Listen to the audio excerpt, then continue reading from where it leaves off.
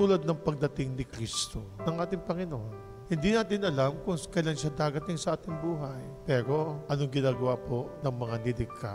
Huy, mamaya na lamang, bukas na lamang, saka na lamang.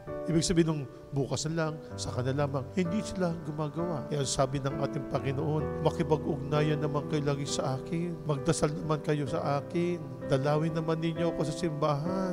Araw-araw. Yun ang ating Panginoong Diyos nga, sa kabila ng kanyang kaabalahan, sa kanyang pinaggagawa araw-araw. Nung siya po ay nasa ibabang lupa, nabibigyan pa niya ng panahon ang ating Panginoong Diyos, ang ating Amang nasa langit. Gigising siya ng maaga at doon tahimik na nagpapasalamat, nagdarasal sa ating Panginoong Diyos.